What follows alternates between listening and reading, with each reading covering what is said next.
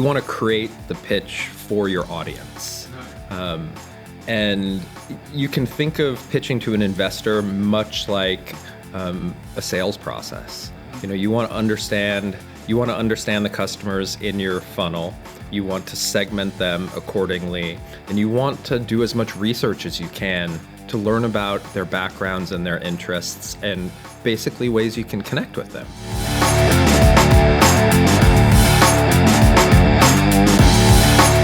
This episode is brought to you by WHU, the Otto Beisheim School of Management. WHU is reshaping the way students learn about business, management, finance, and entrepreneurship through its innovative programs and partnerships in Germany and across the globe. To learn more about this globally ranked university, visit whu.edu today.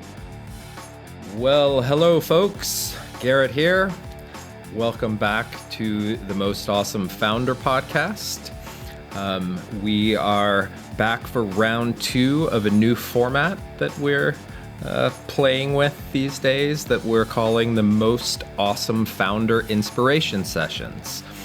Returning for the second episode of this kind is my esteemed colleague and friend, Professor Dries Faems, and we are following the same kind of model as we did before, which is exploring something that we learned, something that made us think, and something that made us laugh.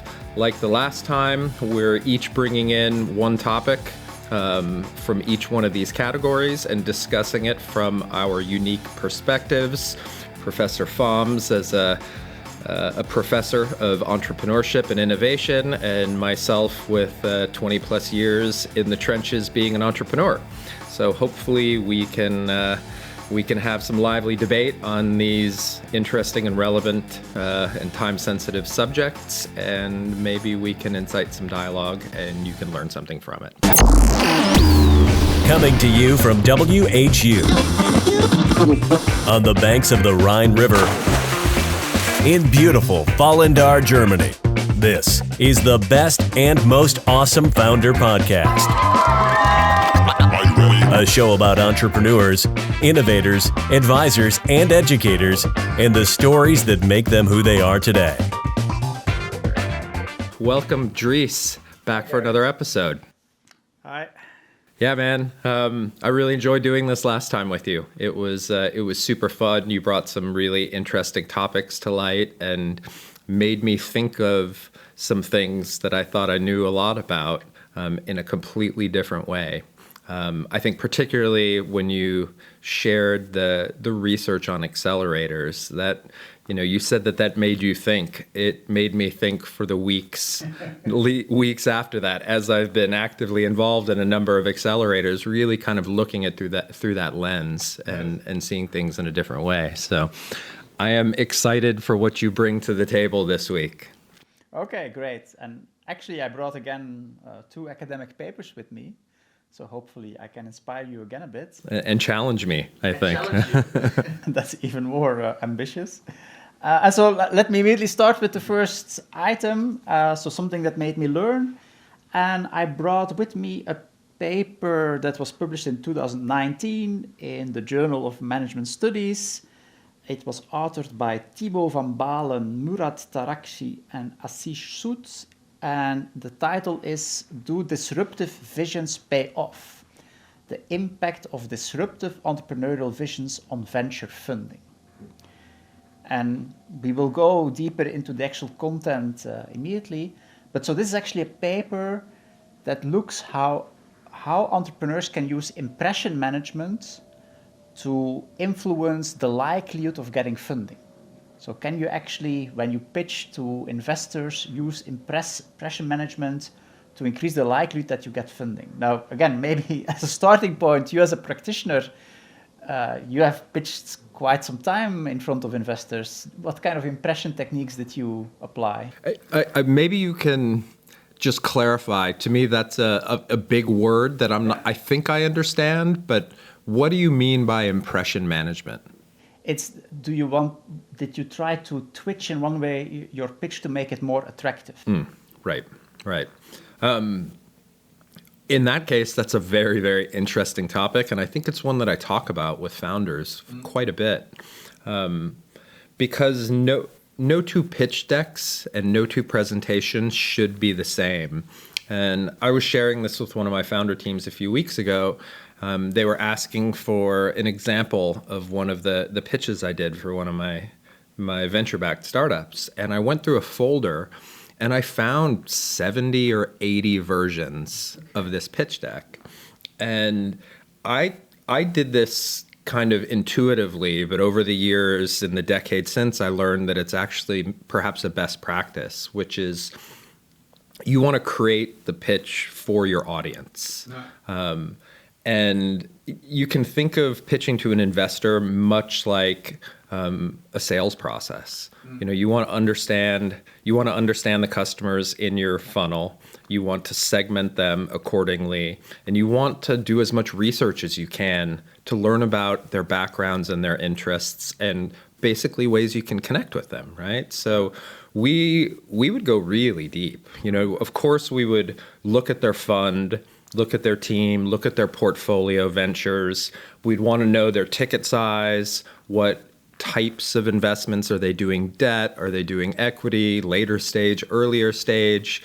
Do they have a propensity to write a check for 200K or for $1 million? And what sectors are they most interested in? But then we go deeper too. We would try to comb their LinkedIns, understand maybe where they made their money or what their previous work was like, what types of ventures they built. We'd even be digging into Facebook and Instagram. Do they have kids? Do they like to travel? Anything that we could learn about that audience that we could find a connection point with them.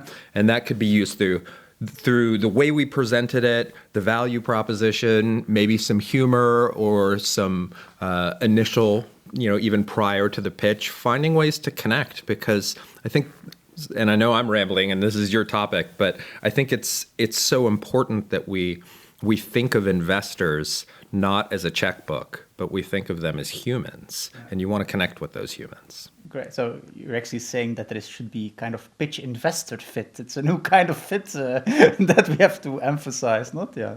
Yeah. I mean, I would say it is the craft of a storyteller. Yeah. And great storytellers frame their story for the audience to connect with that audience.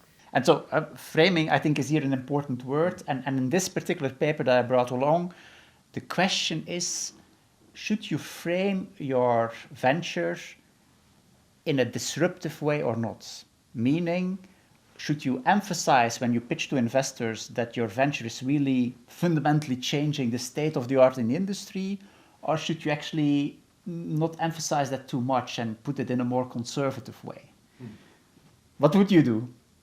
And again, now, I think you made a very good point saying, yeah, it depends on the investor, but let's say on average, would you go for the disruptive road or the more conservative road? Well, first of all, I would never use the word disruptive because I absolutely detest that word.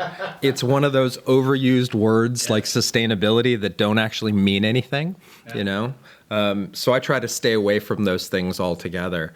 I don't believe, in my experience and my knowledge of other investors, that is one of the top metrics they look for. Investors tend to care, if they're early stage particularly, they tend to care most about team, and then they care about market size, and then they care about traction and growth and things like that. Disruption, in I think the context in which you're using it, has strong correlations with risk. The more disruptive something is, the higher the risk profile, and the harder it is to sell into a market that may not fully understand it if it is indeed as different and unique. Yeah. And here you already touched upon a very important point. So what the authors do is they think about, if as an entrepreneur, if you really bring forward what they call a disruptive vision, so in your pitch, in your presentation, you really emphasize that your venture is changing the existing state of the art, is that increasing likelihood of getting funding or decreasing? And what they argue is it will actually increase the likelihood of funding because to investors, it will signal the opportunity for extraordinary returns. At the same time, they argue, okay, if you bring forward a disruptive vision, it brings along a level of uncertainty that will actually decrease the ticket size of the investments that you will receive. So they see kind of two opposite effects going on that are linked to promoting your venture in a disruptive way. So that are the hypotheses. On the one hand, they hypothesize promoting a disruptive vision will increase the likelihood that you get funding, but promoting a disruptive vision will at the same time decrease the ticket size. Wow. I did not expect you to say that. Go ahead. To me, that is, at least this is the first time I'm hearing this. I have not read that paper. To me, that's counterintuitive. Okay. Generally, the more, I hate to say it, the more disruptive something is, the more unique it is and innovative it is, the more resources it tends to take to inform and educate the market. Yeah. You know, we had a venture that was like that, and we talked about it a lot, that before we could convert a customer, we had to educate them.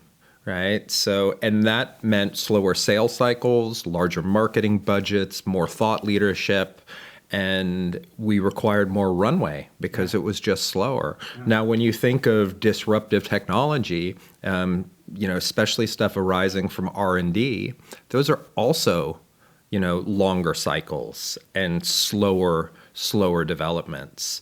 So that seems like if they're inclined to invest, but they're inclined only to do it on a smaller ticket size, then you're either spending more time finding more investors and trying to syndicate them, or you're going to be running out of runway before you get proof of concept on something that could actually be game-changing. No, I see your point. But let me talk about the data, what they actually found. Yeah. So they tested these hypotheses on a database of 4,000 startups in Israel. And the nice thing of database was that they both have startups that raised money, but also startups that didn't raise money. So they could really compare. And actually, they found confirmation for their hypothesis. And the results were quite significant. So a standard deviation increase in disruptive vision led to a 22% increase of the likelihood to get funding. But at the same time, the same standard deviation increase in disruptive vision led to a decrease in the amount of received funding by 24%. So higher likelihood to get money, lower size of funding. And here the interesting thing comes, they didn't stop there. What they did was they said, it's a database and there might be biases, blah, blah, blah. So they said, okay, let's try to replicate our findings by doing a natural experiment. So they collected a bunch of investors and they said, look, you have to think that you're having an investment fund of that much amount, and here is one potential startup. Here is the vision statement of the startup, and so you have to decide whether you would invest and how much money. And of course, here they could nicely, as an experiment, randomly give some people the same startup but a very disruptive vision, and others the same startup characteristics but a less disruptive vision. So really like an experiment, which you would do with drug testing. They did it here to see if their results would hold. And actually, they were able to really replicate their results. So again, they found if a disruptive vision is formulated, people are more likely to invest, but the size they want to invest is lower. So they were actually fully able to replicate the findings, and that really made me learn, like, okay, you do not only have to rely on these databases, but you can actually replicate interesting findings, I think, with this kind of experimental designs to really give convincing evidence, although to some extent it might feel counterintuitive that if you present a more disruptive vision towards investors, that actually the money they invest is lower, which I see your point, that you would actually think sometimes the opposite.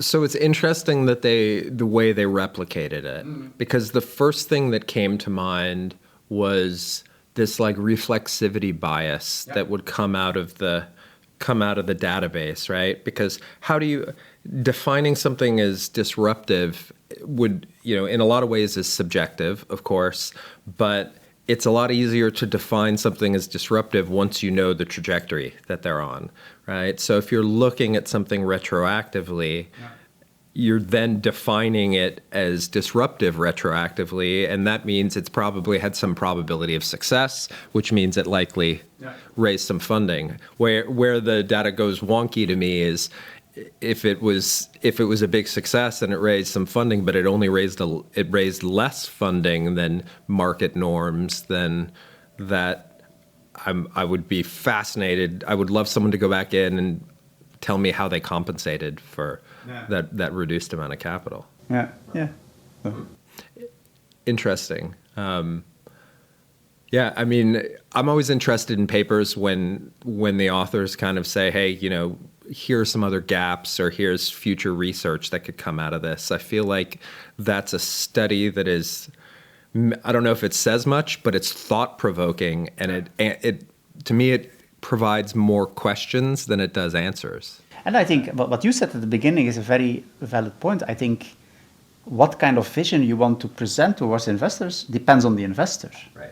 Yeah, so maybe for some types of investors, presenting it more in a disruptive way, or whatever you want to call that, might make sense. Whereas maybe other investors, it might be better to do it in a bit more conservative way. So I think if you talk about future research, taking into account the perspective of the investor, what kind of investor do you have, and what is actually the best impression management for that investor, I think that would be really interesting as a next step. Yeah, that's a really great paper, really thought-provoking. It's actually, I think, will play into nicely when we talk about something that made me think. I think it will kind of tie into that as well. But I'm gonna share something that I learned recently that really sparked my interest. And I think I've told you this offline, Dries, but I like listening to podcasts while I'm working out at the gym. And this episode was so captivating to me and connected so many dots that I literally stopped and I took notes on my phone for about 40 minutes, just trying to put the pieces together on it. And I think one of the reasons I did that is because it is a very timely and relative topic that we're all quite familiar with right now, and it ties very much into the war in Ukraine. But this came from the All In podcast. If you haven't heard of the All In podcast, it's hosted by some of the world's top Silicon Valley investors.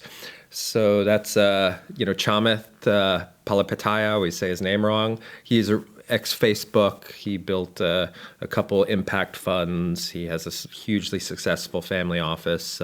Billionaire, one of the investors in owners of the Golden State Warriors basketball team. Jason Kalakanakis, I believe 500 startups he was a part of, many big angel investments, big family office. David Sachs of Kraft Ventures, and David Friedberg, who's part of the production board. He's been kind of climate and environmental investor and kind of life sciences investor. So these guys come together and kind of just riff on a bunch of different topics. And it's for really smart people talking about interesting things, basically. So the topic of this episode 72 was titled Impact of Sanctions, Deglobalization, Food Shortage Risks, Macroeconomic Outlooks, and more. That's a quite ambitious topic. Yeah, right? And you would normally see that and be like, how are they going to cover this? But the way the dots were connected on this thing were absolutely incredible. And essentially what they talked about was how this war in Ukraine is almost certain to lead to massive famine and hunger for over 1 billion people in the world. And, you might think, okay, this is a regional war. Yes, it's on our doorstep. It's a very important issue, but how is that going to lead to hunger all over the world? Furthermore, what they argue is that if it wasn't for Europe and the Western world's history of pandering to populist environmental movements, NATO would likely be in a stronger position to push back against this Russian aggression. Now, I know that is a very controversial topic. It even sounds controversial for me as someone who, sees himself as a pretty green environmentalist. But when they put the pieces together, it became really quite compelling. So let me tell you how. Yes, for me the dots are not yet clear or how they get connected. So we'll start with this. 15% of the world's ingested caloric intake. That means 15% of every human's caloric intake on the planet comes from wheat. 1/3 of that wheat is produced in Russia and Ukraine. So essentially 5% of the caloric intake in the world is produced in Russia and Ukraine. Planting season is March, April. So Ukraine has essentially missed the planting season. And as a result of economic sanctions, Russia has closed all exports of wheat. It gets more complicated than that. Fertilizer is required to produce agriculture at a very large scale. And fertilizer comes from 3 primary ingredients: nitrogen, phosphorus, and potassium. Particularly, those ingredients, in order to make fertilizer, require natural gas, which also Russia has a huge impact on the production of in the world, which they also have the ability to flip the switch and turn off. So we have seen a 3x increase in prices of nitrogen fertilizers, a 5x increase in prices of phosphorus fertilizers, and something like 3x in potassium as well. So essentially the cost of food and wheat and other foods has gone up incredibly. There are about 800 million people on the planet that live off less than 1,200 calories a day. Most of them are in the global south, Africa, parts of Asia, Latin America. And any massive increase in wheat production, now you might think, okay, or a massive increase in wheat prices, you might think, okay, well, that'll get distributed across the world, but that's not the case. The rich countries will pay those higher prices and make sure that their populations have everything they need. And of course, those populations will waste huge amounts of that as well. And the countries that aren't able to afford it, the poorer countries, the emerging markets, will have massive shortages of food. So it is no wonder you're not hearing leaders of African countries speaking up against Russia during this time. So where things also got really, really interesting, I think, in this topic, and I in this podcast, and I thought was a bit controversial, but also quite bang on, is that the emergence of populist environmental movements over the past few years, and not to mention any names, but there's been, massive visibility and heroic status placed on teenage girls with a big voice. And, more power to her, and more power to those people for actually having an impact and creating more visibility on a topic that's really, really important. But those voices have all but shut down, rational scientific thought about nuclear power and other types of energy that I think have been proven empirically to be quite incredibly safe, and there are good mechanisms in place. But these populist movements have kind of shut those things down. As a result, we have become even more reliant on natural gas than we otherwise would be. Europe is certainly at the center of this. And as a result, we are more reliant on Russia, their natural gas, their wheat, and their ability to turn on and off those switches can not only put pressure back on the Western nations, but it could potentially, plummet 1 billion people on Earth into hunger and starvation. And I think the experts think that we will be seeing that by the end of this year. Yeah. No, I think at least also from a European perspective, I think your analysis is right. But I also see that now extremely quickly opinions are changing in Europe. For instance, in Belgium, for instance, a law was signed to stop nuclear energy. And there was the Green Party, who is actually in charge at the moment, just like in Germany, said until I think 4 weeks ago, we will never reconsider this, never. Or we will leave the government if it's reconsidered. Today, it has been reconsidered. Today, the decision has taken to keep some of the nuclear plants open, and where the Green Party also honestly said, look, we are living in a different world. We have to take in good consideration what has happened and what we didn't think could happen 1 month ago. So I'm also surprised how quickly now things are changing. And I think a kind of rationality is kicking in, given the circumstances that we are facing, that people realize, okay, we need to consider all options. We need to keep all options open because we are now in a very extreme situation where we need to do that. Right. And it's, I think you make a really good point about how people are kind of reassessing initial kind of hypotheses or positions on some of these topics. Another one that's really relevant to this is the genetically modified food topic, the GMO, right? And there has been massive outcries against genetically modified organisms. Most of those are rooted in some fear mongering. Some of them are reasonable. I think there's some purists that have some decent rationales, but the fear behind it is probably less warranted from a scientific standpoint.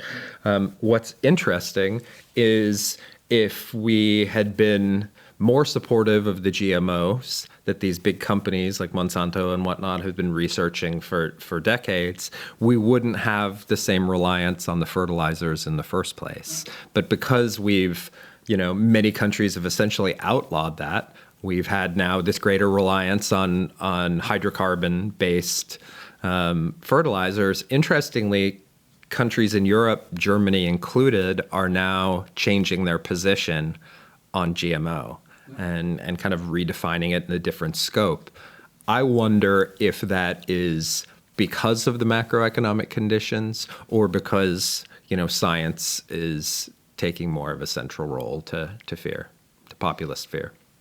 Yeah, I fully about the environmentalist movement. I always had also that feeling like, on the one hand, of course, they refer to science and to the IPCC reports to indicate how crucial climate change is becoming, how problematic it is. So then they fully embrace the science, and I think rightfully. But then if you talk about other topics, suddenly they seem to have a lot of distrust in the science. So when we talk about genetically modified things, they always say about Monsanto is sponsoring the scientists and producing reports that support them. So it's sometimes interesting to see on how different topics, they, on the one hand, fully embrace science, and on the other one, have a kind of fundamental distrust in science. And I agree with you. It will be interesting to see how in the current uncertainty this might pivot in one way or the other.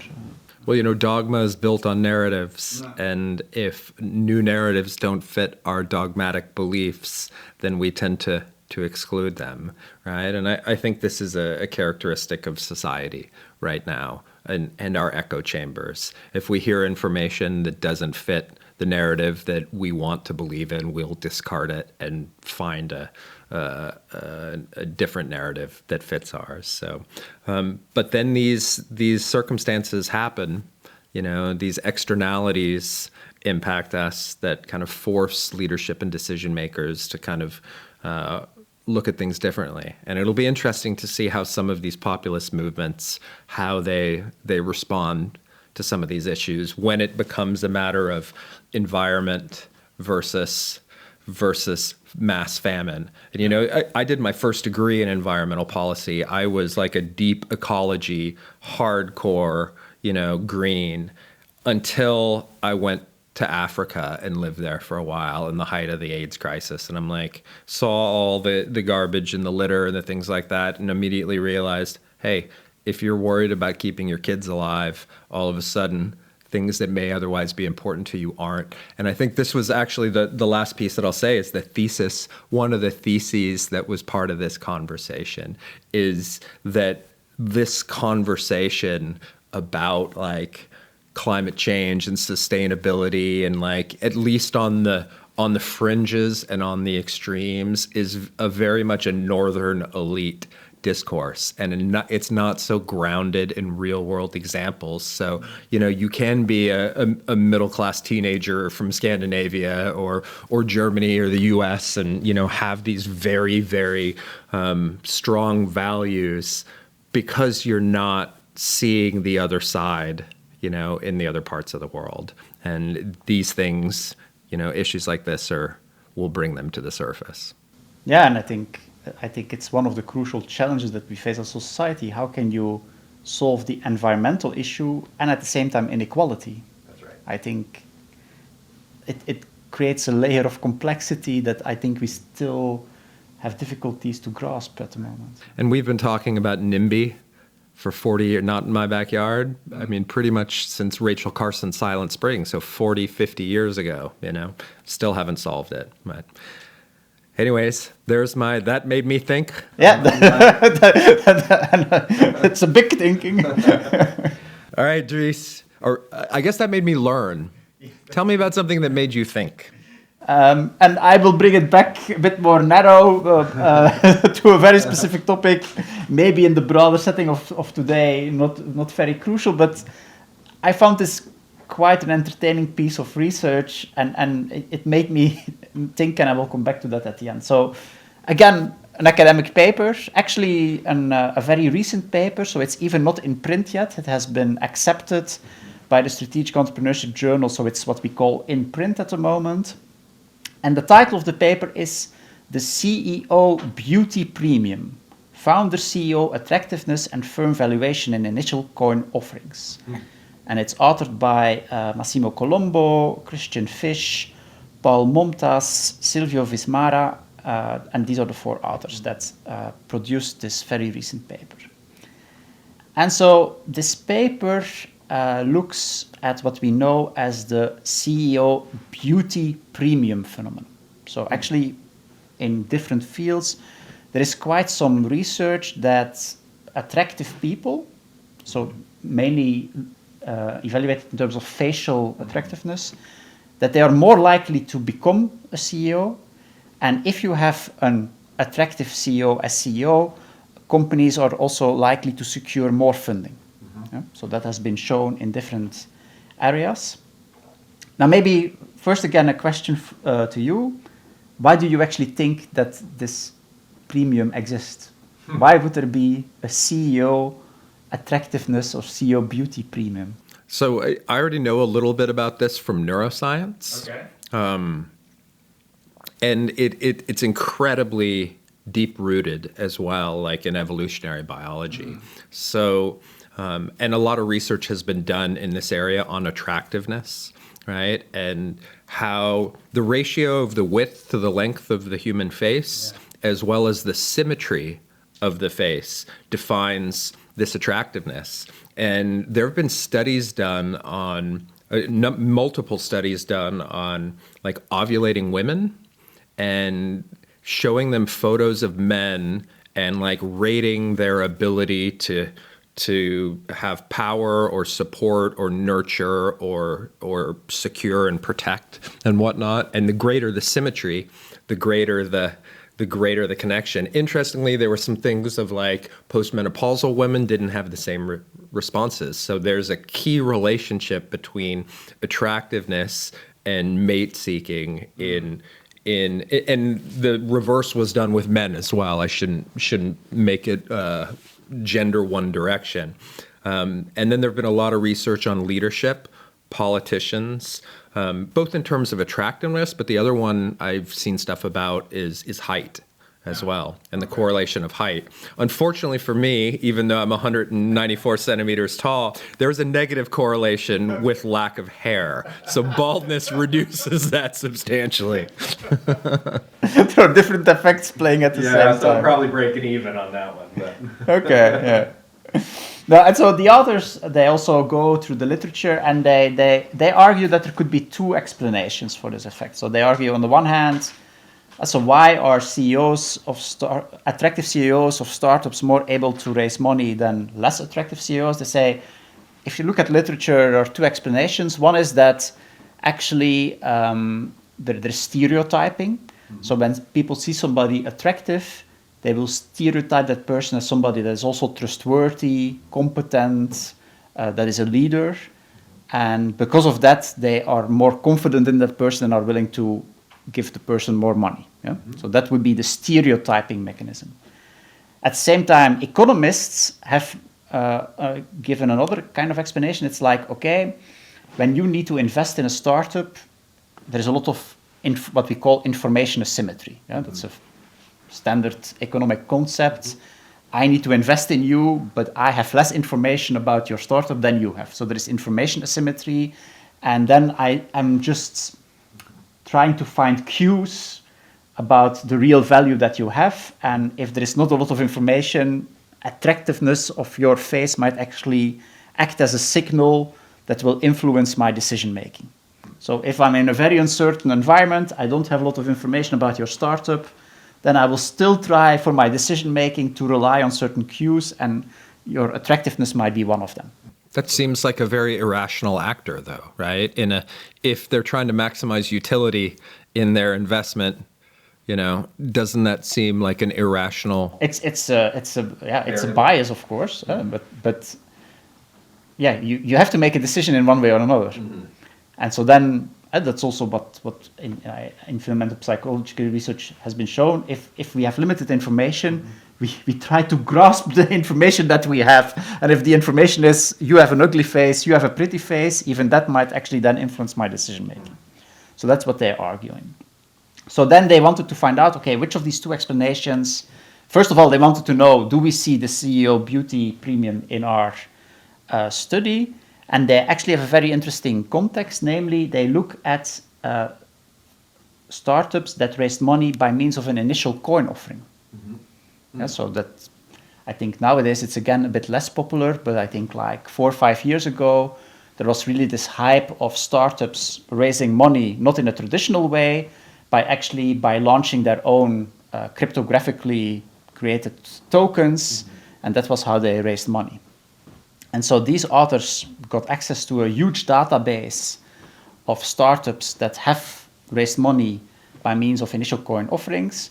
For all the CEOs, they collected the pictures of the CEOs, and then they asked people that invested in these startups to evaluate the attractiveness of the CEO, to see is there a linkage between the attractiveness and the amount of money that they were able to raise. And indeed, in line with prior research, they again found that if the CEO is evaluated as an attractive person, the amount of money that the company was able to raise was higher than if the person was evaluated as a relatively less attractive person. And the interesting thing was they also sent out surveys to these investors to ask about trustworthiness and competence of these CEOs, but there they didn't find a correlation. So they could not find evidence that there was this stereotyping going on. However, they found out that especially when there was a lot of uncertainty, that then this beauty premium really played. Whereas if there was less uncertainty, then the beauty premium didn't play. So indeed, that seemed to indicate that if you're in a lot of uncertainty, then attractiveness of a person might become a kind of signal that investors use to make a decision, yes or no. If uncertainty gets less, so if information asymmetry actually decreases, then it becomes much less important. So the first question I have is the same one that I had from the previous study, right? Yeah. Is like, if you're surveying investors that invested in an ICO, they already know the outcomes of their investment. Is there that reflexivity bias again, where if their investment was a success, they're naturally going to see that person as more attractive? That's my first question. Yeah, and let me immediately answer. The authors acknowledge that, mm-hmm. and also here they did a kind of additional research where they didn't ask in which you invested, but again, there it was a survey where they just asked you to evaluate CEOs in which you did not invest, but then it was more like, would you invest in them? So to address that reflexivity bias, they did a kind of additional research at what they call post hoc analyses to rule out that alternative explanation, because of course you could say, if I invest in you, I might find you then more attractive simply because of the fact that I invested in you. Right, and you won. Yeah. But so they were able to rule that out. Okay. So I listened to a podcast just a few days ago that, talked about something similar. And it was, I don't know if you've ever listened to The Armchair Expert with Dax Shepard. He's a Hollywood comedian, but really great podcast. And they had Daniel Pink on there. And they were talking about, it was kind of an offshoot of the conversation, but they were talking about like famous people they had met, and they were specifically talking about Tom Brady, the American football player.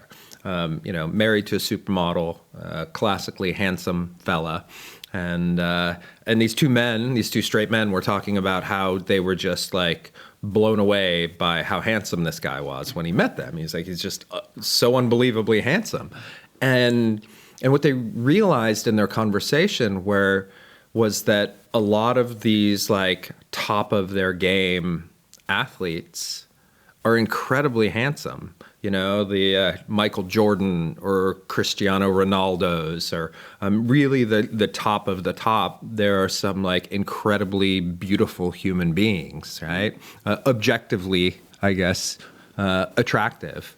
And the question is like, why? There's a chicken or the egg, right? Like, are they attractive because they're so successful and we look at them through different lenses, or were they afforded other opportunities and advantages in their journey to the top because of their natural attractiveness, right? And so I think it's just interesting to kind of think of this particular topic as, okay, so maybe there is a clear correlation that people are investing in people because they're attractive. But what does it look like in terms of outcomes, right? Are these actually better founders because their attractiveness has afforded them advantages that others wouldn't have? Or is there this bias that people are seeing them more attractively because they're good founders? And so in the research, the authors talk about that. And so what they argue is as follows. So they say, indeed, attractive people get opportunities that non-attractive people don't get. So attractive people will have more opportunities, for instance, in terms of networking, which of course, in a setting of venture is very important. You can meet different kinds of people. It will be easier to establish connections. So that's an advantage that attractive people have. And so investors know that. So when investors face a lot of uncertainty, a lot of information asymmetry, and they see an attractive CEO, then they might think, okay, he is attractive, so it's likely that he has received a lot of opportunities that less attractive CEOs will not have, so let's bet on this one. Because he or she is likely to be able to have built up these networks and had all these advantages that maybe this ugly guy or this ugly woman didn't get. Yeah? So that's how they reasoned this thing about why in a setting of information asymmetry, going for the attractive person is a likely option for investors. So that's how they also reason it. So in that way, it comes back to what you were saying, actually. Yeah.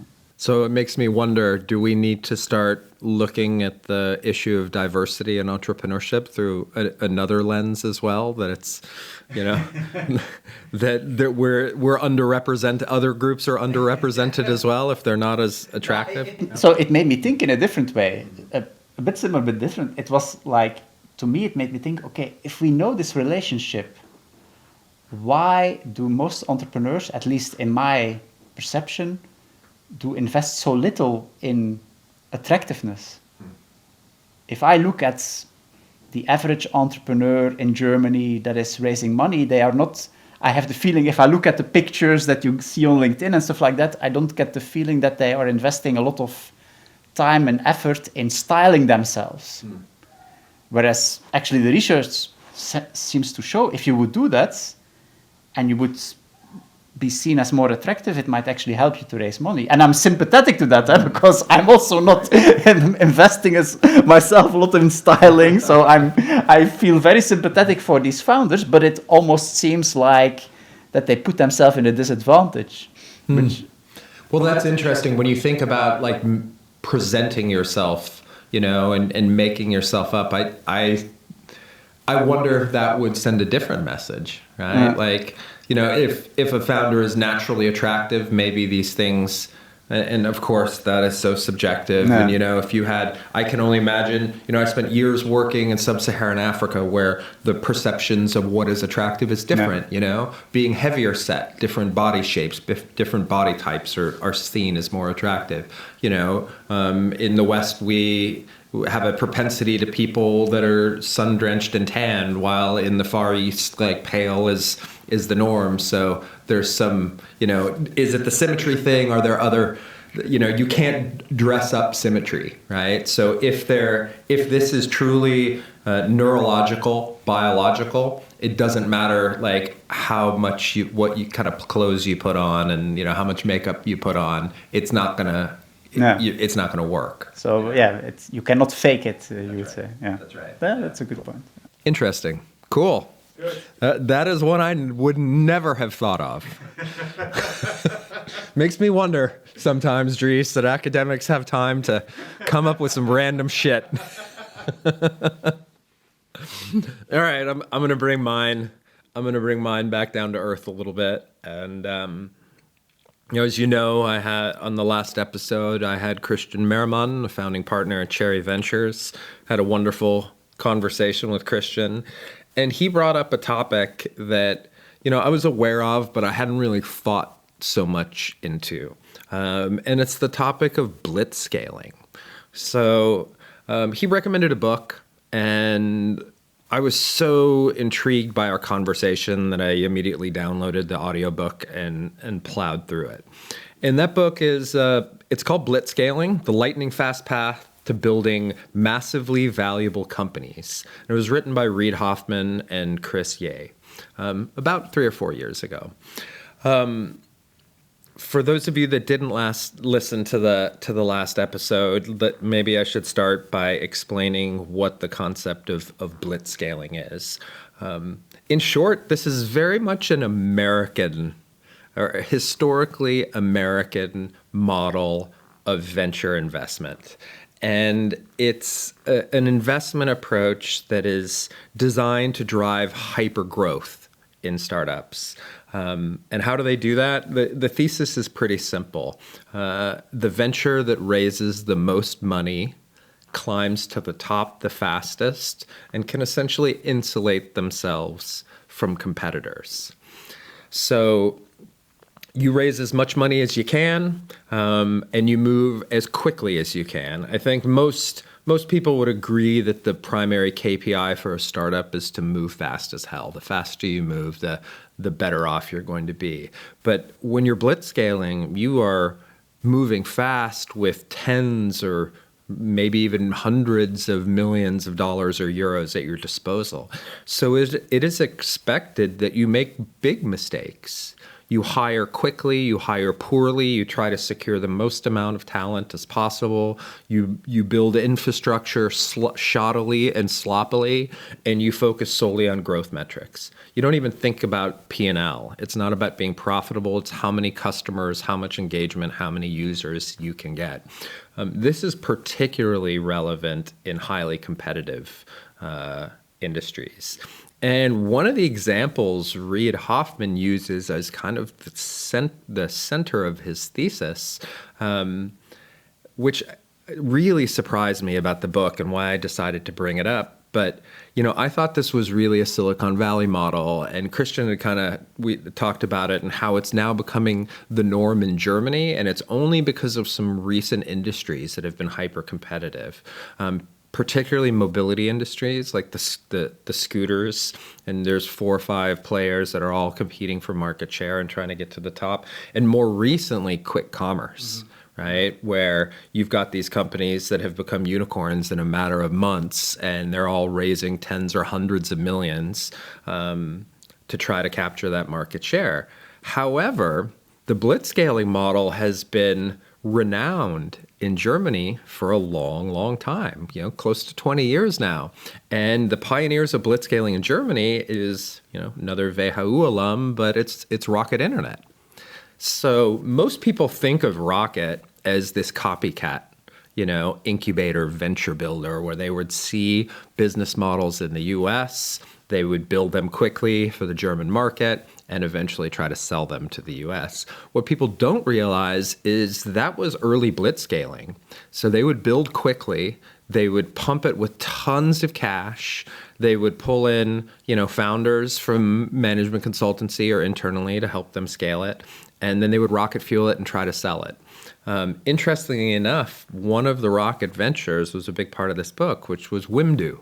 Yeah. And Wimdu was the Airbnb clone, right? So Airbnb was trucking along, and then they saw this German competitor pop up, and it started growing really, really, really fast. So Airbnb reached out to them, I guess. This is kind of the way the story goes. And the Rocket guys basically said, yeah, you can buy us for 25% of your stock. And I guess the Airbnb investors' response to that was, we're going to give you a shitload of capital so you don't have to buy them and you can run them into the ground. Yeah. And interestingly enough, they did. And I think it was one of the early and interesting battles of the true financial horsepower of Silicon Valley, saying, this copycat model, we're not going to buy you, even though we could. We're gonna crush you by blitzscaling in a way that you've never seen before. So, but when you think about it, and this is really what made me think, right? Is this model is meant to raise the most amount of capital as possible, move quickly, make a ton of mistakes, and worry about fixing them later. So it's sloppy, it's messy, it's ugly, it's unstrategic. It's literally who has the most money and the most connections are going to win. Meanwhile, you could have the most supremely talented founders, the better product, the better customer experience, the better value proposition. But because you can't acquire as many customers just by sheer volume, you end up losing. So if our Western economy and our entrepreneurial culture is truly, rooted in the concept of meritocracy, where the most talented, should rise to the top, does this model completely undermine it? And does it furthermore prevent opportunities for newcomers, less connected, less advantaged entrepreneurs to really climb up to the top of the entrepreneurial food chain? Yeah, and I think, I remember, I think it's a few years ago, that The Economist, which is not a left-wing magazine, they were extremely critical about this blitzscaling dynamics. So they were saying, look, blitzscaling is really a problem because it creates this kind of artificial monopolies that we should not defend, and legislation should move against them. So if The Economist calls out for legislators to come in, it's already a sign that they really believed something is wrong. So I think there is quite some criticism nowadays on that model. And I also question the viability of the model in a lot of industries. So of course it has shown its success. I think Airbnb is a very good example of where it worked out. But for instance, if you look at quick commerce, I'm not sure. Because in my opinion, the dynamics of quick commerce are a bit different, because as a quick commerce, you have to fight the competitive battle in every city all over again. Right. And it's a bit the same like Uber. I think Uber was also seen as a blitzscaling, but it did not really happen because they had to fight the fight again in every city. And I think with quick commerce, we will see the same. And then I think following this blitzscaling model is very tricky, I think. Well, it's interesting that you talk about the geographic expansion part, because I think you're right about that. I haven't thought about that, but Uber has been used as a kind of prime example of it going awry, right? Because the idea is grow fast, get as many users as possible, capture the market share, and you can figure out profitability later. The problem is what if you never figure out profitability? And I think that's what happened with Uber. And, most of the pundits think the only thing that's ever going to save Uber is potentially Uber Eats, right? And finding ways to leverage their massive driver network, which is the other side of the marketplace. I think the same goes for quick commerce, right? Like, these aren't particularly profitable. And what you're seeing now is contraction. And a lot of companies, I think there was 3 companies in New York alone that shut down in the past few months. And they weren't outcompeted. They just literally ran out of money because they were operating at such a loss for so long until the investors lost confidence, right? So in some ways, this is very much that the classic FOMO, supply and demand kind of thing, artificial value being created where the models itself aren't profitable. So can huge amounts of capital overcome, just bad business models if you buy them enough time to figure it out, right? Because that's essentially what's happening here. No, and I think a second thing that I would say is I sometimes think that VCs underestimate a bit how public opinion is now looking at monopolies and winner takes all. I think 10 years ago, everybody, or at least public opinion was like, winner takes all is acceptable, and monopolies, okay, we accept that. I think today, opinion has drastically changed about that. And we see that also with legislators, and we see increasingly, especially in Europe, legislation introduced that simply makes it much more difficult to create a winner-takes-all position. And we had now this DMA legislation that is more and more forcing companies like Google and Apple to allow companies to circumvent their stores. That's about legislators saying we are no longer accepting that you're abusing your market power. And I think that's a consequence of public opinion changing. And I think in that kind of setting, creating a winner-takes-all position via blitzscaling approach will be much more challenging than 10 years ago. And sometimes I have a feeling that some investors might underestimate that. Yeah, well, I mean, that's where I think things get interesting too, is, most of the investors that are driving the blitzscaling aren't going to be on the cap table when they actually become monopolies, right? So, seed, Series A, Series B, maybe even Series C, by the time there's an IPO or there's some type of trade sale, they've already cashed out, so they're looking at 8 to 10 year time horizon to get off the cap table. By the time our slow moving regulators actually consider something a monopoly, discuss it internally, do their due diligence, those other folks have already made out like a bandit. No, that's a very relevant point. Yeah, no. And I mean, I think that it also begs the question of like, what is, of course, investors are looking for a return for their LPs on their funds, but it seems like there's also a little bit of like, how many unicorn badges can we put on our lapel, right? And I'm starting to wonder if it's less about value creation as it is about valuation, and I think we're seeing more and more unicorns popping up way too quickly that don't have, sustainable business models to back it up. And we're just calling them that and betting that they're going to figure it out eventually.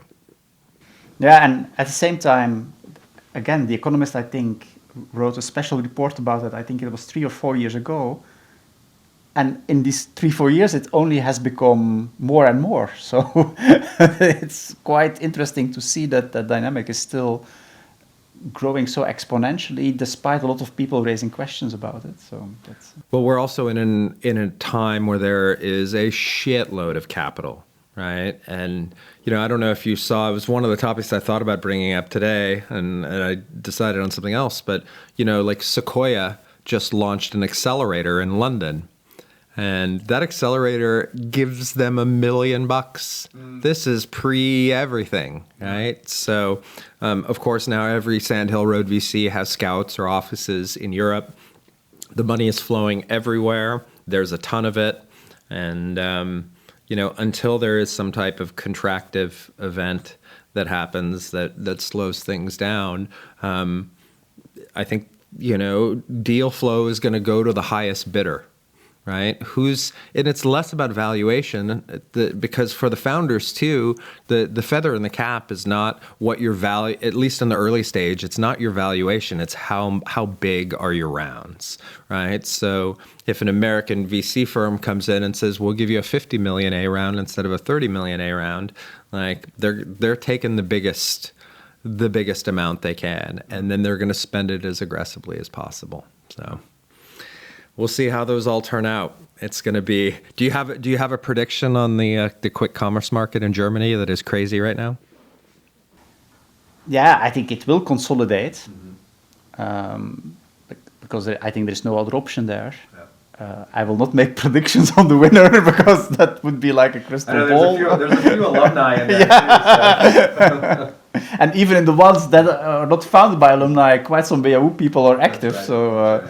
I would say the WHU is quite active in this setting, and I think it's a very intriguing setting, a very dynamic one.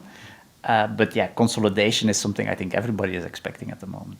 Yeah, and maybe we'll touch on this in a second too. But it's particularly interesting. Maybe they wouldn't call it blitzscaling, but when you look at the crypto and Web3 worlds and the ICOs, and so I'm a mentor now for the new Techstars Web3 accelerator, the Launch Pool accelerator in Dublin, and seeing the teams that are coming out of there. Not only are these teams getting the normal Techstars 120,000 investment, they're getting an additional 150,000 in tokens from Launch Pool, which is the corporate sponsor that's a crypto company. So. And these companies are coming in pre-everything with millions and millions teed up because they're tapping into, essentially disposable income, newly minted millionaires, people that are doubling, tripling, quadrupling down on this new industry. And the amount of money that those ventures are raising are exorbitant. So I think you're going to start seeing these same types of dynamics just shifting into... maybe we won't call it blitzscaling when it's kind of crowdsourced in that way through these coin offerings, but I think you're going to see the same kind of growth patterns unfolding. So, all right, let's see. All right, let's wrap it up with something that made you laugh, Dries. Yes, and so at WHU we are now in the process of admitting the students for next year. So actually, as professors, we talk with a lot of students to get a bit of feeling about who we want to admit into our programs. And so last week, I talked with a student for the Master in Entrepreneurship program, and it made me laugh quite a lot, but in a good way. Not he was a very intriguing person, and so I talked with him. And if you looked at his CV, there were the traditional things like he spent an internship at a VC company in Berlin. He did all bit the things that tick the boxes, But suddenly I saw also on his CV a line saying, in 2021, I started an e-commerce company and I already had 150,000 euros of sales selling gadgets. And that, of course, triggered my curiosity. So in the talk that I had with him, I said, how did you make 150,000 euro sales? And I said, I started an Instagram channel. I said, how do you do that? And he said, it's actually quite straightforward. I started an Instagram channel called Hedge Fund Henning. And the only thing I do, or the thing that I do, is every day I post 1-2 memes about the financial world. So like these kind of funny memes with graphs and some text about the financial world. And I now have 190,000 followers. So in 1 year, he has been able to build up a following of 190,000 people, buying gadgets for 150,000 euros, which blew my mind, It's it's so different from what we tend to see as entrepreneurship. But in the end, it's very entrepreneurial, I think. It's really about bootstrapping, starting from zero, building your Instagram channel, and just experimenting with memes to get followers, to attract money. So I think it's extremely entrepreneurial, and still I think it's not enough on our radar as a school who tends to position themselves as an entrepreneurial school. But I see this as a kind of new type of entrepreneurship, and we are still having difficulties to grasp it. And I found it really intriguing, and also it was quite funny to see all the memes. And it really made me think about how can we as WHU also attract that kind of people to our school and try to leverage these new dynamics that we see and that maybe for relatively old professors are not always that easy to understand, I would say. Right. And I mean, first of all, I want to say these content creators, like, they sure as heck are entrepreneurs.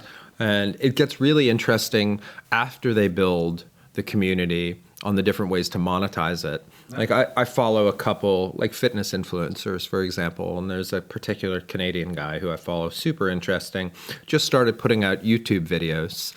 And then he made a cookbook, and it's like his kooky, healthy recipes, essentially.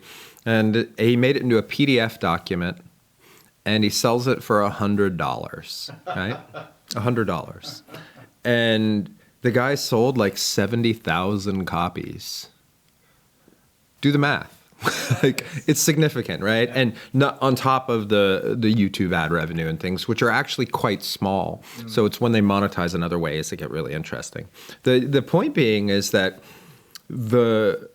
although the medium is relatively new, the business model is actually quite traditional. There are many, and I was having a conversation with the leadership of a Silicon Valley-based equity crowdfunding company that's moving into Europe. And we were talking about what types of businesses are great for this, right?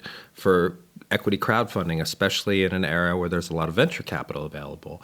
And the answer was pretty clear. It's that, businesses that are like rooted in building community first, right? If you build audience and you build community and then you try to monetize around it, that's been going on for a long time in a lot of different industries. I mean, of course, it's been going on in media and art and things for a long time, but all of our social networks began that way. There are many times like marketplaces. You think of obviously the Facebooks and Twitters, but Craigslist and,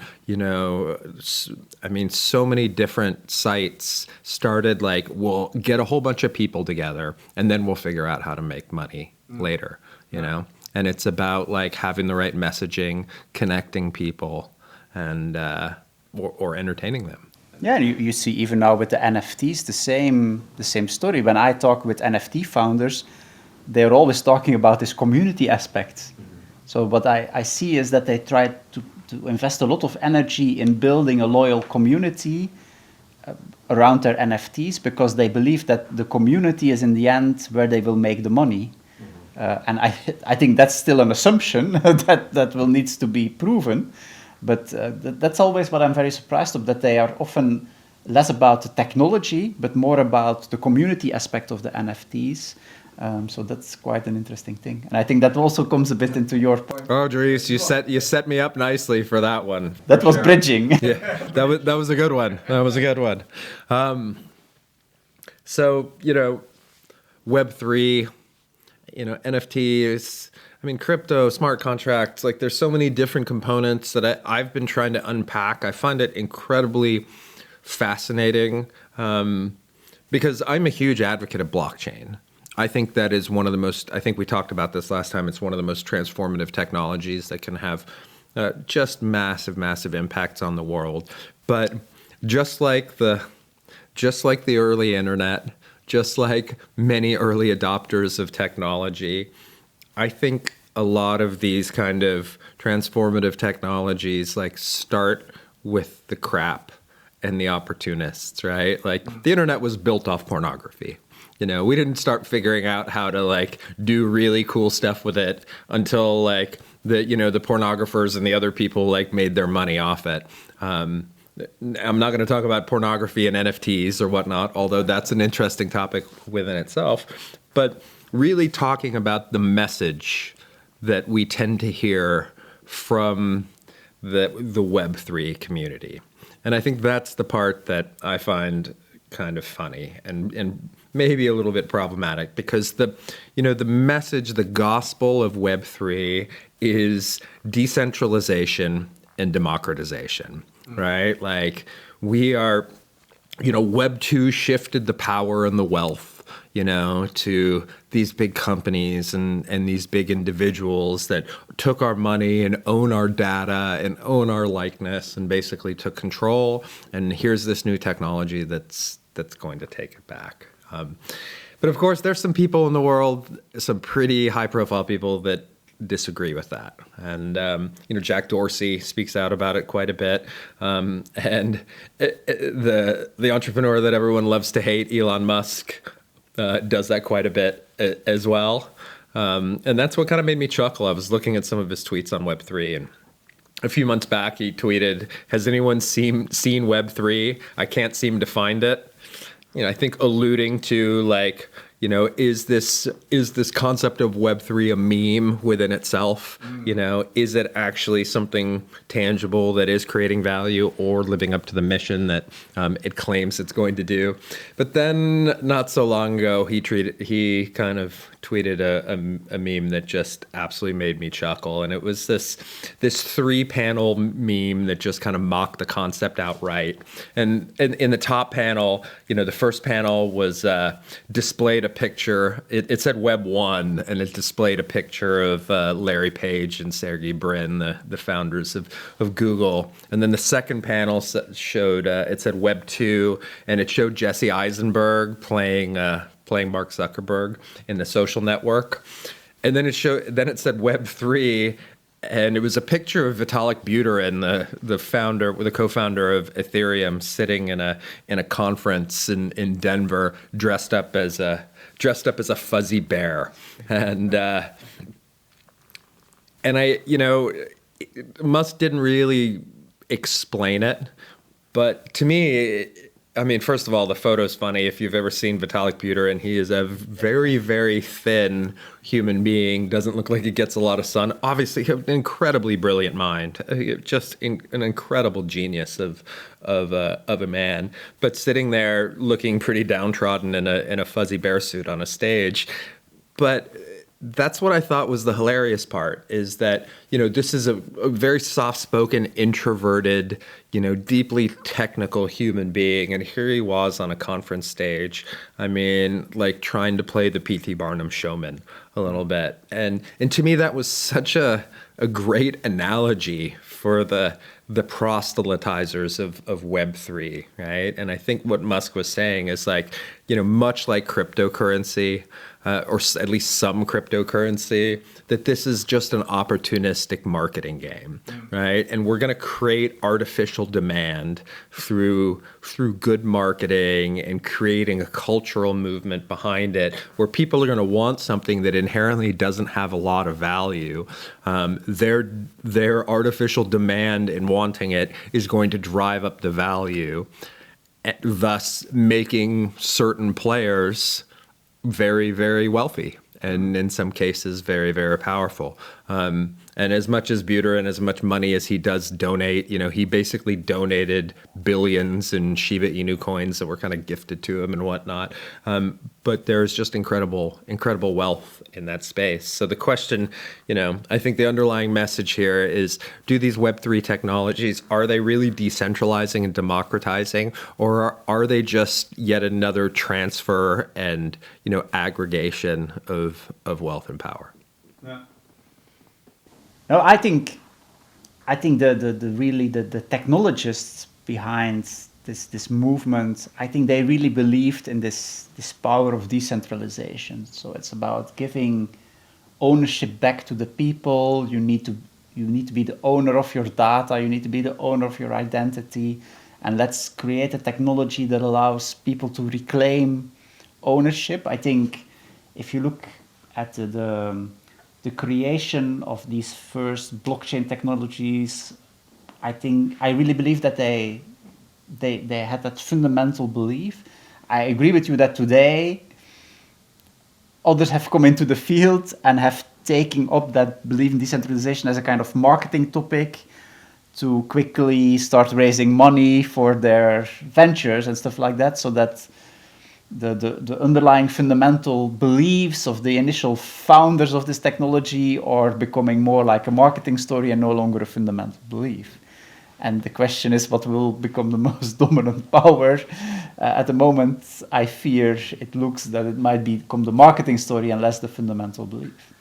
Yeah, and I mean, I think it's gotten so blatant too, right? Like there are companies and currencies that are just literally giving people these coins and these tokens, right? Like, hey, just hang out and play this game. We're going to give you this token that has value. Or like, hey, we're going to give you this world coin. We're going to give everyone in the world these coins that are free, right? There is clearly nothing supporting those things having any value, right? The only thing that can give it value is an artificial sense of, demand or a FOMO, right? And I think that kind of psychological mechanism, societal mechanism, appears in a lot of different cryptocurrencies, a lot of different assets, which is very different from a fiat currency, which is actually rooted in various, transactive behaviors, gross domestic product outputs, resources, things of that sort. And now we're playing like such a purist supply and demand game, right? That it is almost, for people that are trying to undermine the capitalist kind of hierarchies and power dynamics, are doing it by playing maybe the purest capitalist game of all, the purely laissez-faire, deregulated Adam Smith type approach to capitalism. So it's almost like, and I wonder if how deliberate that is in some places or how naive it is at others, because we talk so much about message market fit, and I think the messaging works with maybe a certain audiences that are either opportunistic or naive. No, and I think also the current geopolitical situation also made my perception changing a bit more, because of course you can think, okay, it's nice that you have Bitcoin that governments cannot influence, but it also means that today Russian oligarchs can use Bitcoin to escape all the sanctions. Mm-hmm. That's also a consequence of that. Right. And so the question is, as a society, do you want that? Right. Well, I mean, but that's how technology is in period, right? Like, I think you could say that, like, Facebook liberated Tunisia, but also destroyed Egypt, right? So technology is really in the hands of the beholder. We'll have kind of different outcomes, But in the end, like, some technologies have some type of value, right? Like, and I can't get past the types of technologies. The only value they have is the amount of energy that's required to produce them, So I think I do want to caveat it and say we absolutely have to make sure that we don't let bad actors, tear down the incredible value and world perceptions of the beauty that sits behind them. And blockchain is truly a thing of beauty. But again, the first movers on it are going to use it in opportunistic ways to create capital. It's just ironic that they're doing it through the guise of democratization and decentralization. No, and I think you're right. It's such a powerful technology, but I think we simply do not have a clue yet what will be the real use cases of that technology. And I remember I listened to a podcast, and it was a guy from Andreessen Horowitz, and they are heavily into Web3, and they said, look, if you go back into the 80s when Steve Jobs launched the first commercials for the Apple computer, and what was the first use case that they showed in the commercials? It was that we would use the computer to write down cooking recipes. Right. That was what was shown in the commercial. So why would we use a computer to write down cooking recipes? Right. if you think today about how we are using computers, it's almost... Well, we're still using it to write down. Yeah, but if you think about what are really the use cases, it's something totally different that could nobody imagine at that point. Yeah. And so they claim it will be the same with blockchain. Today we have maybe NFTs and it's still a bit playing around, but at a certain point use cases will emerge that will fundamentally transform it and make it a very powerful technology that will drive development in the next decades. Yep. Yeah, and I mean, I think we see that with so many things, right? We see it with even, AI, deep learning. We see it with blockchain. We're seeing it with so many emerging technologies, is that, we haven't figured out how to harness it effectively yet. It always reminds me of that E.O. Wilson quote that we have Paleolithic emotions, medieval institutions, and godlike technology. And we are... our meager human brains and the institutions that we put in place to kind of guide us are always a step behind what we're able to produce technologically. So it's always going to take time for us to kind of catch up. The question is what's the event horizon where we literally can't catch up anymore at all? So I feel like we're teetering in that area because our Paleolithic emotions aren't evolving fast enough, in my opinion. But anyways, Dries, sorry, maybe we didn't end up so funny at the end on that one. Somehow there was a little doom and gloom in this conversation today. But such is the nature of the world these days too. But as usual, mate, enjoyed it. Always nice to learn new things and discuss these interesting topics and get to do it in person. Yes, it's an intriguing setting in which we are sitting, but it was nice to be in person. It is it is a hotel room, by the way. I know it might look like Dries is visiting my brothel, but he is indeed in our hotel room, my hotel room in Dusseldorf. But Dries, glad we got to do it. Really looking forward to doing it again. Hopefully the world doesn't give us such powerful and heavy times that all of our topics swerve into the topics of doom and gloom and what happens with the world. But yeah, great conversation. Can't wait to do it again. Yeah, for those of you that tuned in, thank you once again on behalf of my colleague Dries Faems, Professor of Entrepreneurship and Innovation at WHU, and me, Gerrit McGowan. Stay tuned for our next episodes coming up in a couple weeks. As usual, if you like this episode, please feel free to leave us a 5-star review on Apple Podcasts, comment on Spotify, and if you don't like that, don't do it. We'll see you next time. Bis nächstes Mal.